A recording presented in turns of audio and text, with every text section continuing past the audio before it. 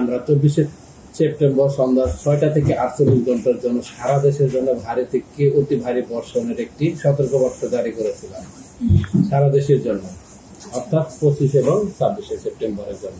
অর্থাৎ আজ সন্ধ্যা 6টা পর্যন্ত এই ভারী বর্ষণের সতর্কবার্তা বহাল থাকবে।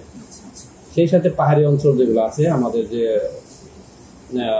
পূর্ব দক্ষিণ পূর্বের যে চট্টগ্রাম বিভাগ, ওইসব অঞ্চলে, সেই অঞ্চলে আমরা কিন্তু সেই ভারী বর্ষণের সাথে পাহাড়ি অঞ্চলে ভূমিধসের সতর্কবার্তা জারি করেছিলাম।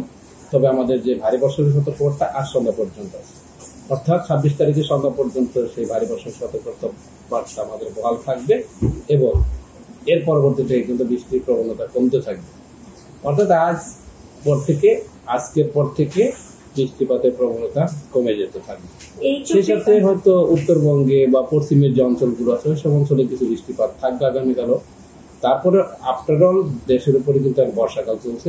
ওই কোথাও কোথাও বিচ্ছিন্নভাবে হয়তো থেমে থেমে বৃষ্টি হতে পারে, তবে বৃষ্টির যে ধারা ছিল গতকাল ছিল, সে আগামীকাল থেকে মোটামুটি আমরা ভালো ওয়েদারের আশা করছি।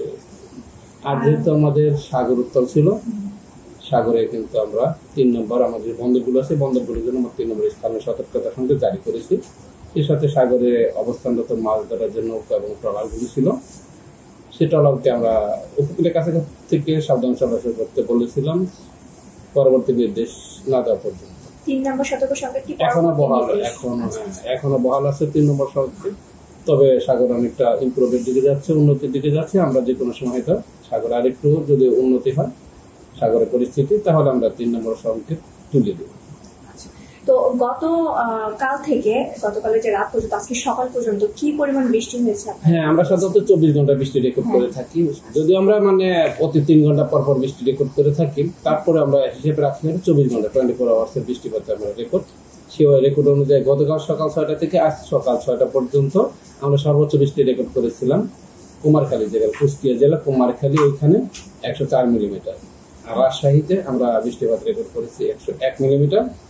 আর ঢাকাতে যে বৃষ্টিপাত রেকর্ড করা হয়েছিল 24 ঘন্টায়, অর্থাৎ সকাল 6টা পর্যন্ত 44 মিলিমিটার বৃষ্টি। তবে আজ সকাল 9টার পরে কিন্তু ঢাকাতে মুষলধারে বৃষ্টিপাত হয়েছে, এগুলো আমরা দুপুর 12টার মধ্যে আমরা পেয়ে যাবো। দুপুর 12টার মধ্যে আবার কাউন্ট করা পেয়ে যাবো। এই যে বৃষ্টি হলো, এই বৃষ্টির পরে কি এই যে তাপমাত্রাটা কিন্তু গত সপ্তাহে বৃষ্টি হয়েছিল, তাপমাত্রা কিন্তু খুব বেড়েছিল। ওই তাপমাত্রা কি বাড়তি, আপনারা কি চিন্তা করছেন বাড়তি হতে পারে নাকি স্বাভাবিক? হ্যাঁ, এটা স্বাভাবিক। বৃষ্টি যখন হবে তখন তাপমাত্রা কমবে, বৃষ্টি কমে গেলে তাপমাত্রা বাড়বে, একটা আরেকটার সাথে বাড়া হয়ে যায়। এটা স্বাভাবিক। আমি বললো যা বলবো, আপনি বললে তাই বলবো। বৃষ্টির কারণে তবে আগামী বৃষ্টির পূর্বে যে তাপমাত্রা ছিল ওই অবস্থায় আসবে, ওই অবস্থায় আর আসবে না। বৃষ্টির হওয়ার পূর্বে যে 22 তারিখ, 23 তারিখ, 21 তারিখ, এই সময় কিন্তু বেশ তাপমাত্রা ছিল দেশের উপরে। সারা দেশেই কিন্তু মৃদু ধরনের তাপ দেওয়া ছিল, ওই ধরনের পরিস্থিতি আপাতত আসবে না। তবে আগামীকাল থেকে দেশে তাপমাত্রা বাড়তে থাকবে। যেমন অনেক তাপমাত্রা কমে গিয়েছে, আগামীকাল থেকে আবার কিছুটা বাড়তির দিকে থাকবে। কারণ হয়েছে যেহেতু বৃষ্টিপাত কমে যাবে। আর এর বাইরে কিন্তু আগামী তো অবশ্যই আবার খবর আছে যে তাপমাত্রা হয়তো 2-3 দিন হয়তো কিছুটা বাড়তির দিকে থাকার সম্ভাবনা আছে। তবে এই মাসের পর থেকেই কিন্তু আবার একটি বৃষ্টির একটি স্পেল আসার সম্ভাবনা আছে।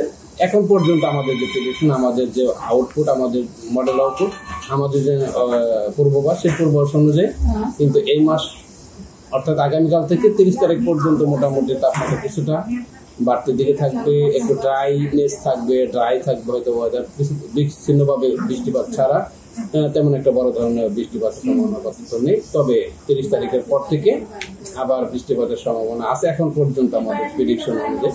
তখন আবার তাপমাত্রা কিছুটা কমে যাওয়ার সম্ভাবনা থাকবে। আচ্ছা, আর এই যে শীতের সাথে কিন্তু বৃষ্টি এখন আপাতত কোনো সম্ভাবনা নেই।